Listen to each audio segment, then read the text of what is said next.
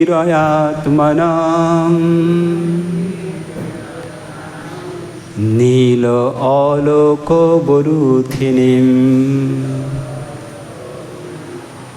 উপলব্ধাসুরা ধর্ম সর্বে সম্মুমুঃস্ত্রিয়ম গৃহন্তিম বিরয়াত্মানম নীল অলোক বরুথিনীম উপলব্ধাসুরা ধর্ম সর্বে সম্মুমুঃস্ত্রিয়ম গৃহন্তিম বিরয়াত্মনাম নীল অলোক বরুথিনীম উপলব্ধাসুরা ধর্ম সর্বে সম্মুমুঃস্ত্রিয়ম।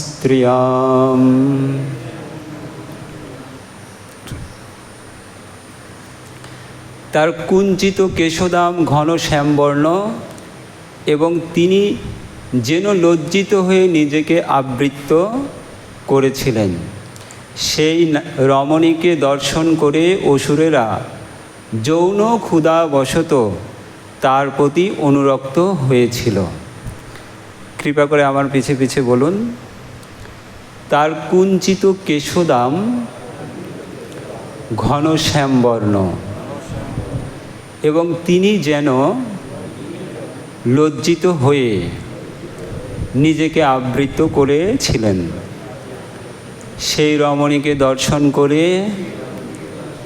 অসুরেরা যৌন ক্ষুধাবশত তার প্রতি অনুরক্ত হয়েছিল।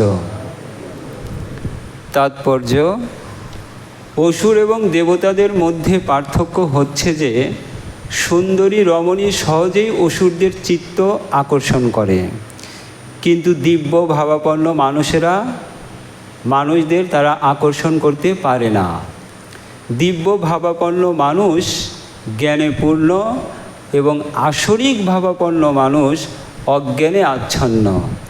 ঠিক যেমন একটি শিশু সুন্দর পুতুলের প্রতি আকৃষ্ট হয়, তেমনই অজ্ঞানে আচ্ছন্ন নির্বোধ অসুর যৌন ক্ষুধার বশে জাগতিক সৌন্দর্যের প্রতি আকৃষ্ট হয়। দিব্য ভাবাপন্ন মানুষ জানেন যে সুন্দর পোশাকে সজ্জিত এবং অলঙ্কৃত উন্নত স্তন, সুঢৌল নিতম্ব, সুন্দর নাসিকা এবং সুন্দর গায়ের রঙের আকর্ষণ হচ্ছে মায়া। স্ত্রী লোকেরা যে সৌন্দর্য দর্শন করে, যে সৌন্দর্য প্রদর্শন করে, তা কেবল রক্ত মাংসের সমন্বয় মাত্র। শ্রী শঙ্করাচার্য সমস্ত মানুষদের উপদেশ দিয়েছেন, রক্ত মাংসের এই সমন্বয়ের প্রতি আকৃষ্ট না হয়ে পারমার্থিক জীবনের প্রকৃষ্ট সৌন্দর্যের প্রতি আকৃষ্ট হতে। প্রকৃষ্ট সৌন্দর্য হচ্ছে কৃষ্ণ এবং রাধা। যিনি রাধা এবং কৃষ্ণের সৌন্দর্যের প্রতি আকৃষ্ট হয়েছেন, তিনি কখনো এই জড়জগতের মিথ্যা সৌন্দর্যের প্রতি আকৃষ্ট হতে পারেন না। এটি হচ্ছে অসুর এবং ভগবত ভক্তের মধ্যে পার্থক্য। ওম অজ্ঞান তিমিরান্ধস্য জ্ঞানাঞ্জন শলাকয়া চক্ষুরুন্মিলিতং যেন তস্मै শ্রী গুরুবে নমঃ। হরে কৃষ্ণ কৃষ্ণ কৃষ্ণ হরে হরে, হরে রাম রাম রাম হরে হরে। ওম নমো ভগবতে বাসুদেবায়। ওম নমো ভগবতে বাসুদেবায়। ওম নমো ভগবতে বাসুদেবায়।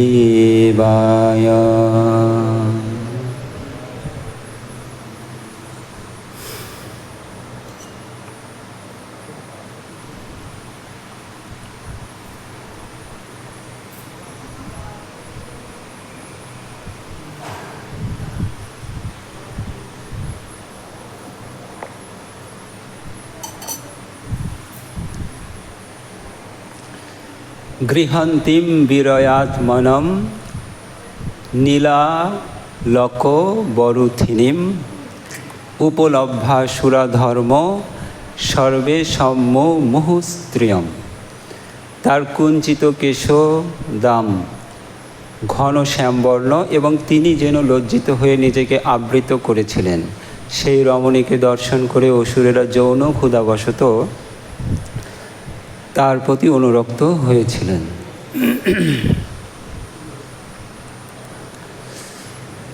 এটা হচ্ছে মৈত্রেয় বিদুর সংবাদ।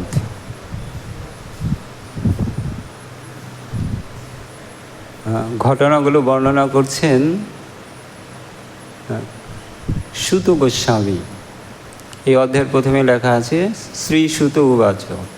সৌনিক ঋষিরা প্রশ্ন জিজ্ঞাসা করেছিলেন সুত গোস্বামীকে কি বিষয়ে, যে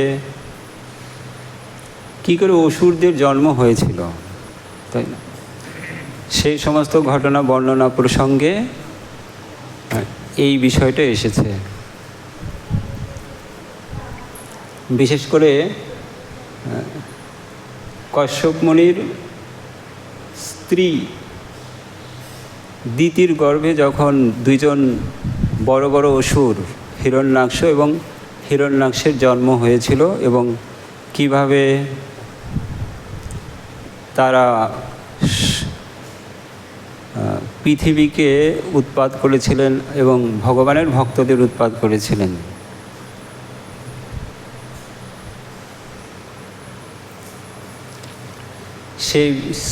সেই বিষয়ে সৃষ্টি নিয়ে আলোচনা করা হচ্ছিল। ব্রহ্মার জন্ম হলো, তারপর সৃষ্টি হলো। সৃষ্টি করতে করতে ব্রহ্মা কিছু অসুরদের সৃষ্টি করেছিলেন যাতে করে প্রজা বৃদ্ধি করা যায়। কিন্তু অসুরেরা কি করলো? ব্রহ্মাকেই আক্রমণ করলো।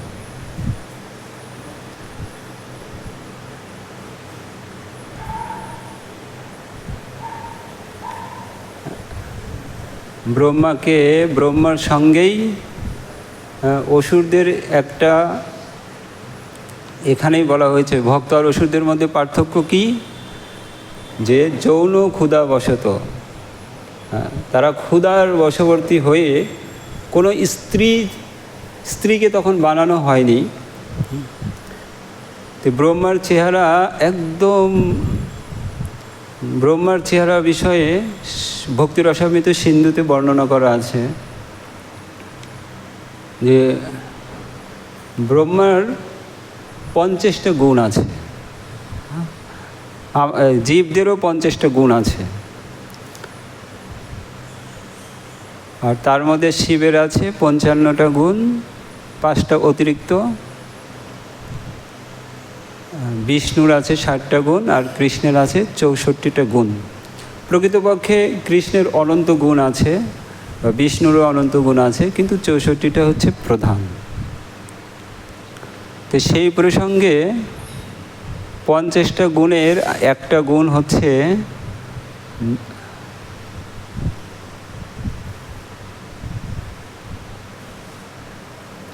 পঞ্চান্নটা গুণ শিব আর ব্রহ্মার আছে। তো সেই 4টা যে অতিরিক্ত গুণ আছে, 5টা অতিরিক্ত গুণ রয়েছে 50টার ওপরে, তো সেখানে একটা গুণের কথা বর্ণনা করা হয়েছে, তারা হচ্ছে নব যৌবনাঞ্চ, মানে তারা কখনো বৃদ্ধ হন না, তারা সবসময় নব যৌবন থাকে। আর ব্রহ্মার চেহারা এতই অ্যাট্রাকটিভ ছিল, দেখে মনে হচ্ছে একটা সুন্দরী স্ত্রী, যেহেতু নব যৌবন। আমরা কোথাও কোথাও দেখবো যে ব্রহ্মার দাড়িওয়ালা ছবি দিয়েছে, এটা হচ্ছে কাল্পনিক। কল্পনা করে দিয়েছে যে ব্রহ্মার এত বয়স হয়ে গেছে, তিনি হচ্ছে সর্বপ্রধান, সর্বপ্রথম জীব, এই ব্রহ্মাণ্ডের সর্বপ্রথম জীব হচ্ছে ব্রহ্মা। এই ইনফরমেশনটা বিজ্ঞানীদের কাছে নেই।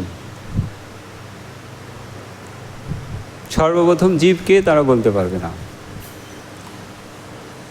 তো সেই ব্রহ্মাকে দেখে তার সঙ্গেই স্ত্রী ভেবে গিয়ে যৌন আক্রমণ করেছিল, যার কারণে ব্রহ্মার শরীরটা দূষিত হয়ে গেছে বলে ব্রহ্মা সেই শরীরটা বর্জন করে দিয়েছিলেন। আর সেই শরীরটা বর্জন করার ফলে একটা স্ত্রীর উৎপন্ন হয়েছিল, তার নাম হচ্ছে সন্ধ্যা। সেই সন্ধ্যার বর্ণনা এখানে করা হয়েছে। আগে থেকে এখানে আগের শ্লোকে বলা হয়েছে ব্রহ্মার পরিত্যক্ত দেহ সন্ধ্যার রূপ ধারণ করলো। এই সকাল বিকাল এগুলো এক একটা রূপ আছে, এগুলো যদিও সময় বলা হচ্ছে, কিন্তু এগুলো এক একজন ব্যক্তি। যখন সকালের দেবতা আসে তখন সে সকাল হয়ে যায়, বাকিগুলো সকালের প্রভাবটা এত বেশি থাকে যে রাতকে আর দেখা যায় না। এমন না যে রাত নাই, কিন্তু ওর প্রভাবটা বেশি পড়ে যায়। তারপর সকাল চলে গেলে তারপরে ধীরে ধীরে দুপুর চলে আসলো, দুপুরের পরে বিকাল, তারপর গোধূলি, তারপর সন্ধ্যাতে এই সন্ধ্যার ঘটনা এখানে বর্ণনা করা হয়েছে। তো ব্রহ্মার পরিত্যক্ত দেহ সন্ধ্যারূপ ধারণ করল, যা দিন ও রাত্রির সন্ধিক্ষণ।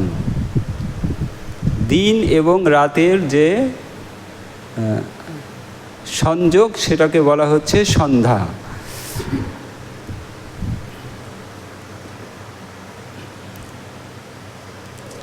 এটা দিন আর রাতের সংযোগ।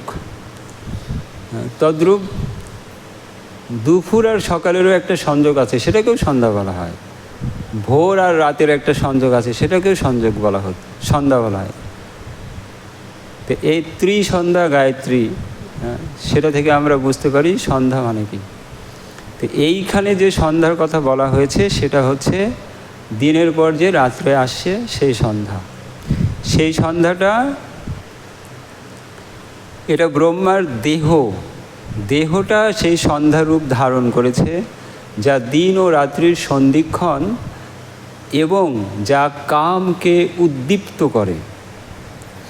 সমস্ত অসুরেরা যারা স্বভাবত কামুক এবং রজগুণের দ্বারা প্রভাবিত, তারাকে সন্ধ্যাকে স্ত্রী রূপে গ্রহণ করল, যার চরণ পদ্ম। তারপরে সন্ধ্যার বর্ণনা করা হচ্ছে এবং পরবর্তী শ্লোক দুটোতে সেই সন্ধ্যারই বর্ণনা করা আছে। যার চরণ পদ্ম নূপুরের ধ্বনিতে শব্দায়মান, যার নেত্রদয় মদবিহ্বল, যার কোটিদেশ সূক্ষ্ম বস্ত্রের দ্বারা আচ্ছাদিত। সূক্ষ্ম বস্ত্র মানে কি? ট্রান্সপারেন্ট, সব দেখা যাচ্ছে। তো অসুরেরা আরও বেশি আকৃষ্ট হয়ে যাচ্ছে। এবং স্বর্ণ মেঘাল দ্বারা বেষ্টিত, এবং কোমরে অলঙ্কার দ্বারা বেষ্টন করা আছে। তার পয় মানে দুধ, আর পয়ধর মানে স্তনের কথা বর্ণনা করা হয়েছে। পয়ধর দ্বয় পরস্পর উপমর্দনের ফলে অত্যন্ত উন্নত, এবং তাদের সেই দুই স্তনের মধ্যে কোনো রকম ব্যবধান ছিল না, যার ফলে তাকে দেখতে আরও সুন্দর লাগছিল। তার নাসিকা এবং দন্ত অতি সুন্দর, তার অধরের অতি সুন্দর এক হাসি খেলা করছিল, এবং লীলাচ্ছলে অসুরদের প্রতি কটাক্ষপাত করেছিলেন, যাতে অসুরেরা আরও বেশি আকৃষ্ট হয়। ঠিক যেমন মোহিনী মূর্তি, যখন ভগবান মোহিনী রূপ ধারণ করেছিলেন, তখন মহাদেবের প্রতি কটাক্ষ দৃষ্টিপাত করে মহাদেবকে আকৃষ্ট করে ফেলেছিলেন। এরকম স্ত্রীরাও অন্যের প্রতি কটাক্ষ দৃষ্টিপাতের ফলে একজনকে আকৃষ্ট করতে পারেন, সেই ক্ষমতা আছে। তারপরে হচ্ছে তার কুঞ্চিত মানে হচ্ছে কোকড়ানো চুল। তার কুঞ্চিত কেশদাম মানে যে গুচ্ছ, চুলের গুচ্ছ, সেটা ঘন শ্যামবর্ণের। একদম কুচকুচি কালো বা বর্ষার মেঘের মতো। তিনি যেন লজ্জিত হয়ে নিজেকে আবৃত করছেন, নিজেকে ঢেকে রাখার চেষ্টা করছেন।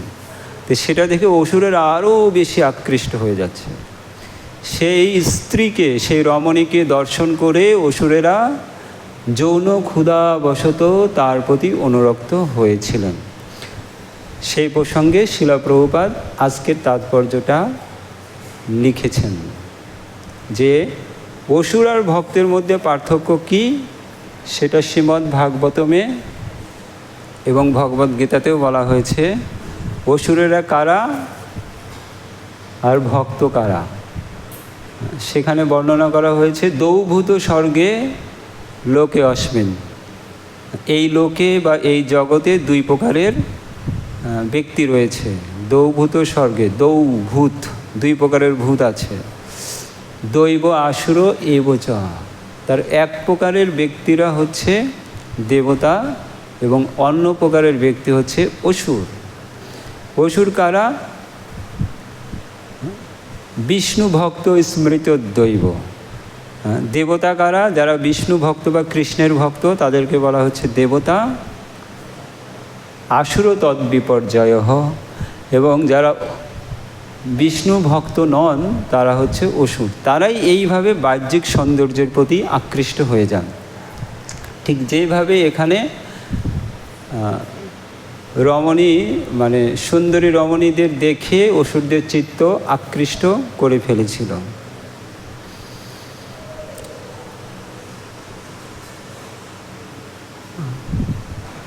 তো এই বিষয়ে ধনুর্ধরের সাথে রামানুজাচার্যের একটা লীলা বলতে পারি আমরা।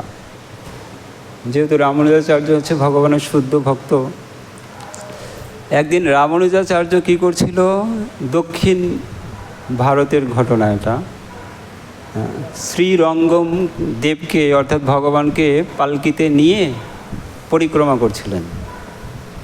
তো পরিক্রমা করতে করতে দেখেন যে একজন ব্যক্তি একটা স্ত্রী লোকের মাথার ওপর ছাতি ধরেছে, ধরে ওই স্ত্রী লোকটাকে এইভাবে দেখছে অপলক দৃষ্টিতে। তো এইটা রামানুজাচার্যের সামনে পড়ে গেল। হ্যাঁ, এটা কেমন দেখায়, একটা পুরুষ এইভাবে ছাতি ধরে স্ত্রীকে নিয়ে যাচ্ছে আর তার চোখের দিকে অপলক দৃষ্টিতে তাকিয়ে আছে। তো একটা শিষ্যকে দিয়ে রামানুজাচার্য কী করলেন, ওই ধনুর্ধরকে ডাক দিলেন। জিজ্ঞাসা করলেন এটা কি হচ্ছে? কয় না, ওই স্ত্রীটার নয়ন এত সুন্দর যে আমার চোখ অন্য কোথাও যায় না, আমি সব সময় তার চোখের দিকেই তাকিয়ে থাকতে থাকি। তখন রামানুজাচার্য বললেন তুমি একটা কাজ করো, বিকেলে আমার আশ্রমে আসো। আমি না, এর আগে বললেন যে আচ্ছা যদি এর থেকেও কোনো সুন্দর চোখ যদি তুমি দেখো তাহলে কি করবে? কয় তাহলে আমি ওকে ত্যাগ করে দেব। এটাই স্বাভাবিক। কেউ যদি 5 টাকার পরিবর্তে যদি কাউকে 1 কোটি টাকা দেওয়া হয়, সে কি 5 টাকা নিয়েই ঘুরবে না 5 টাকা বাদ দিয়ে 1 কোটি টাকা নেবে? তো ওকে আমি ত্যাগ করে দেব।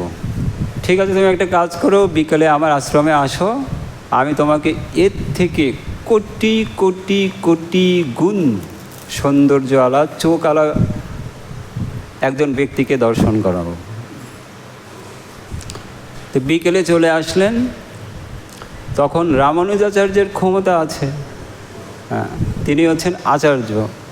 তিনি ইচ্ছা করলে যে কাউকে ভগবানকে দর্শন করাতে পারেন, কিন্তু করান না। ঠিক একবার ভক্তিচারু স্বামী মহারাজ প্রভুপাদকে জিজ্ঞাসা করেছিলেন, প্রভুপাদ আমি আপনার অরিজিনাল স্বরূপটা দর্শন করতে চাই। তখন প্রভুপাদ বলেছেন তুমি যদি আমার সেই সৌন্দর্য দর্শন করো না, এক্ষুনি অজ্ঞান হয়ে পড়ে যাবে। সুতরাং উপযুক্ত সময় আসুক, তুমি আপনা থেকেই দেখতে পাবে, কারণ এখন তুমি সেই যোগ্যতাটা অর্জন করনি। তখন ভক্তিচারু স্বামী মহারাজ বুঝতে পেরেছিলেন যে প্রভুপাদ কোনো সাধারণ ব্যক্তি বা সাধারণ ভক্ত নয়। হ্যাঁ, তিনি সরাসরি চৈতন্য মহাপ্রভু অথবা কৃষ্ণের অথবা রাধারানীর অন্যতম পার্ষদ। তার ক্ষমতা আছে, তিনি ইচ্ছা করলে যে কাউকে কৃষ্ণকে দান করতে পারে। তো সেই রকমই ছিলেন রামানুজাচার্য। তো রামানুজাচার্য কী করলেন, তাকে ঠিক যেমন অর্জুন প্রার্থনা করেছিলেন না একাদশ অধ্যায়ে, যে আমার যদি যোগ্যতা থাকে দয়া করে তুমি আমাকে তোমার বিশ্বরূপ দর্শন করো। তো তখন কৃষ্ণ অর্জুনকে দিব্য দৃষ্টি দান করেছিলেন। ঠিক সেইভাবেই রামানুজাচার্য সেই ধনুর্ধরকে দিব্য দৃষ্টি প্রদান করেছিলেন। তারপর রঙ্গনাথের সেই চোখ দেখে, যেটা দেখে গোপীরা সবসময় পাগল হয়ে থাকে, সেই চোখ রঙ্গনাথ দর্শন করেছিলেন। দর্শন করার পর তারপর সম্পূর্ণরূপে ভক্ত হয়ে গেলেন।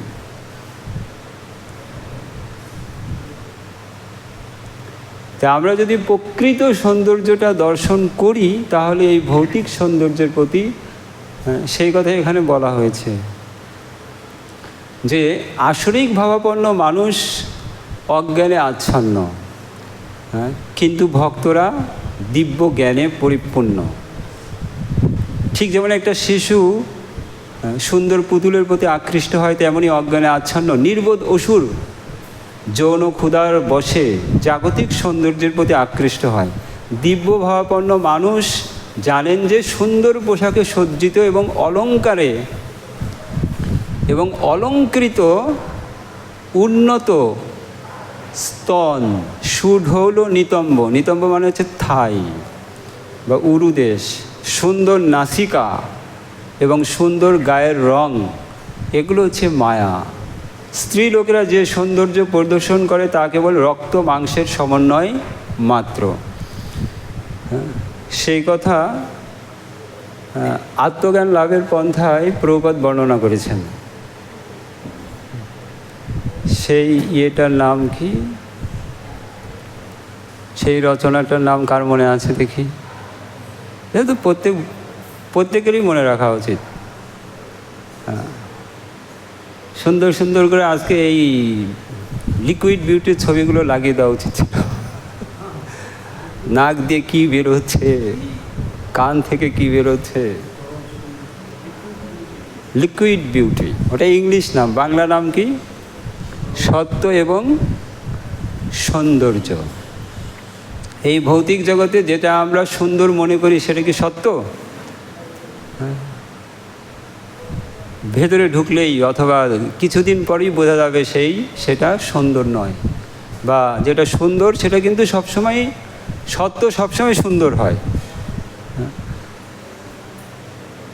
আর সুন্দর সত্য সবসময় সুন্দর হবে, কিন্তু ভৌতিক জগতের সত্যটা বা ভৌতিক জগতের সুন্দরটা সত্য নয়।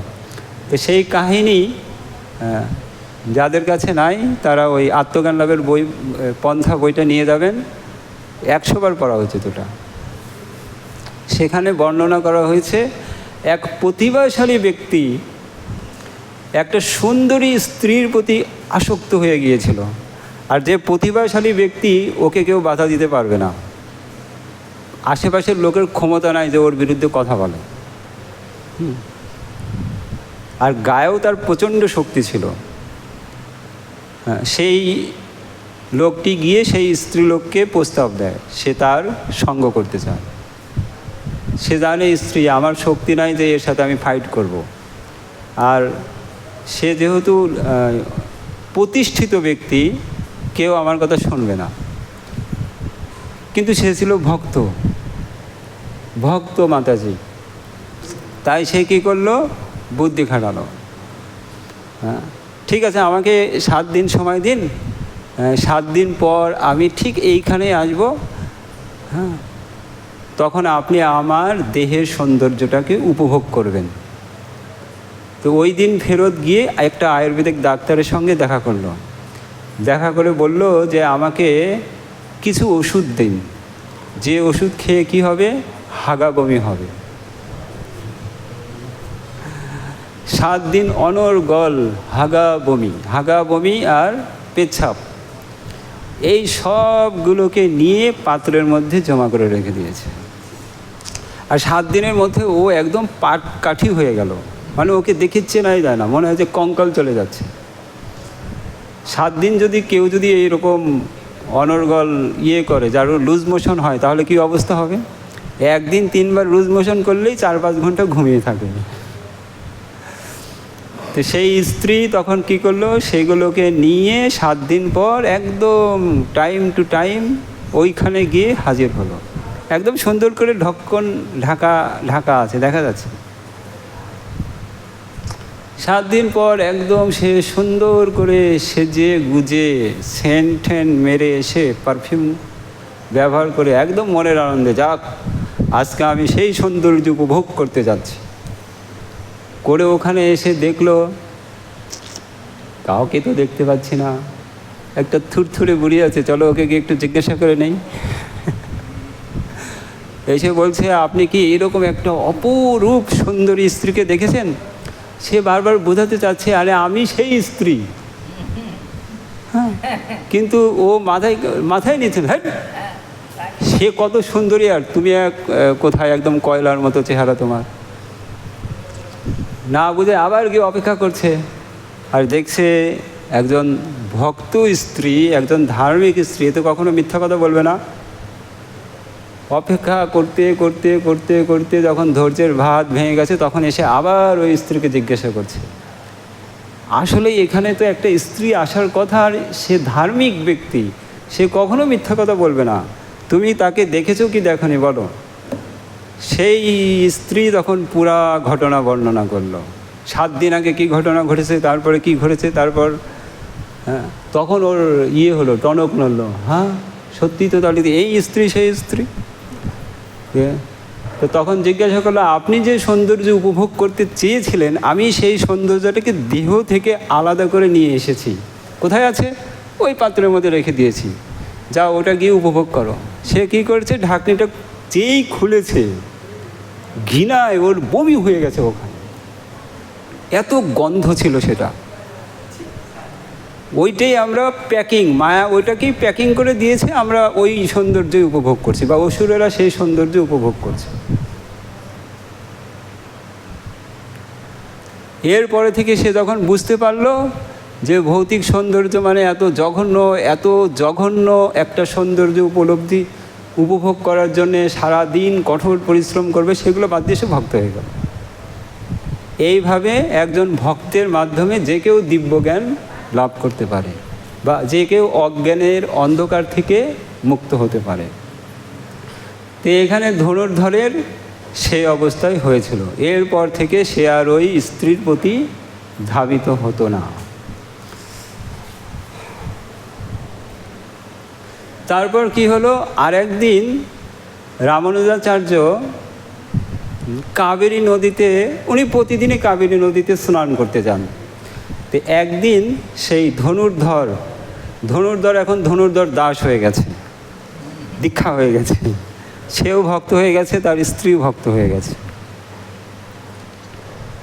তে ওর গলার উপর হাত রেখে যাচ্ছিল, এইটা দেখে ব্রহ্মচারীরা খুব করছিল, যে একটা কামুক পুরুষ সবসময় স্ত্রী পিছে পিছে ঘোরে, হ্যাঁ, আর সে তার কাঁধের উপর হাত রেখেছে, এটা দেখে ব্রহ্মচারীরা মানে বিরক্ত হচ্ছিল বলে রামানুজাচার্য সেটা বুঝতে পেরে বলল, তোমরা একটা কাজ করো তো,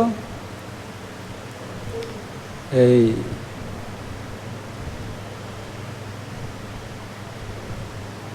ওদের একটা পরীক্ষা করতে দিয়েছে। কি পরীক্ষা?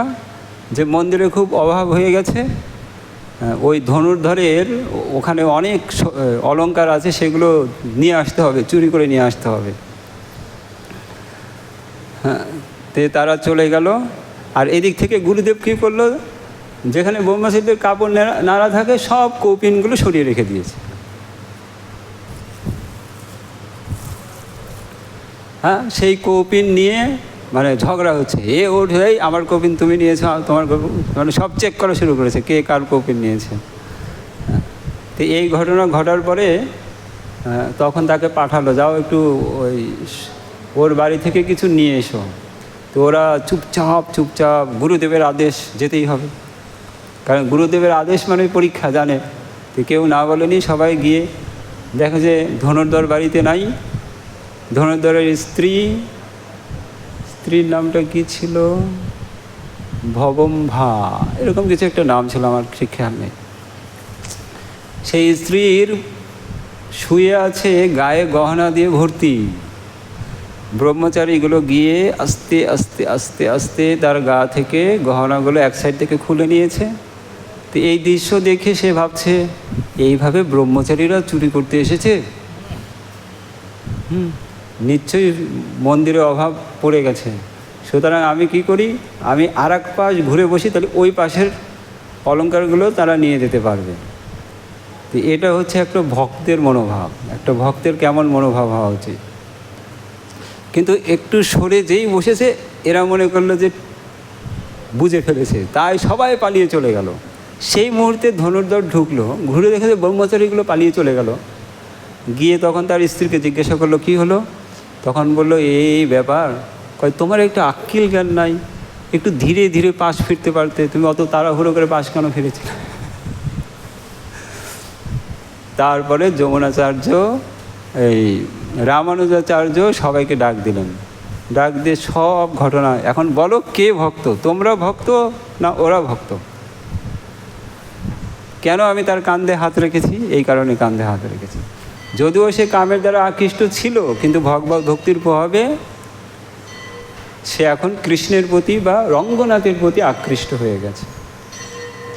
সময় শেষ, এখানে রাখছি। জগৎগুরু শিল প্রভুপাদ কি জয়, সমবেত ভক্তবৃন্দ কি জয়, গৌর প্রেমানন্দে হরি হরি বল।